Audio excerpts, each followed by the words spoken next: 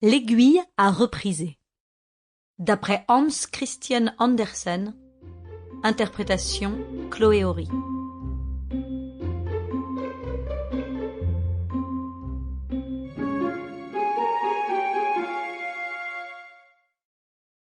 Il y avait un jour une aiguille à repriser.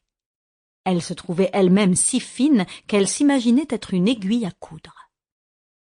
« Maintenant, faites bien attention et tenez-moi bien, » dit la grosse aiguille au doigt qui allait la prendre. « Ne me laissez pas tomber, car si je tombe par terre, je suis sûre qu'on ne me retrouvera jamais. Je suis si fine. »« Laisse faire, » dirent les doigts, et ils la saisirent par le corps. « Regardez un peu, j'arrive avec ma suite, » dit la grosse aiguille en tirant après elle un long fil. Mais le fil n'avait point de nœud. Les doigts dirigèrent l'aiguille vers la pantoufle de la cuisinière. Le cuir en était déchiré dans la partie supérieure et il fallait le raccommoder. « Quel travail grossier !» dit l'aiguille. « Jamais je ne pourrai traverser. Je me brise, je me brise !» Et en effet, elle se brisa. « Ne l'ai-je pas dit ?» s'écria-t-elle. « Je suis trop fine. »« Elle ne vaut plus rien maintenant, » dirent les doigts. Pourtant il la tenait toujours. La cuisinière lui fit une tête de cire et s'en servit pour attacher son fichu.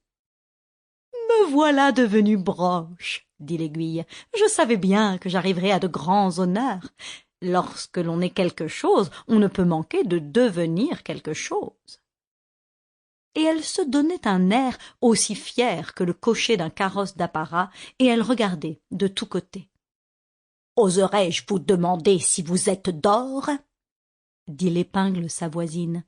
« Vous avez un bel extérieur et une tête extraordinaire, seulement elle est un peu trop petite. Faites des efforts pour qu'elle devienne plus grosse, afin de n'avoir pas plus besoin de cire que les autres. » Et là-dessus, notre orgueilleuse se roidit et redressa si fort la tête qu'elle tomba du fichu dans l'évier que la cuisinière était en train de laver. « Oh, je vais donc voyager, » dit l'aiguille, « pourvu que je ne me perde pas. » Elle se perdit, en effet.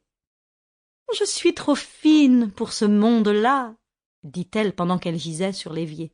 « Mais je sais ce que je suis, et c'est toujours une petite satisfaction. » Et elle conservait son maintien, fière et toute sa bonne humeur.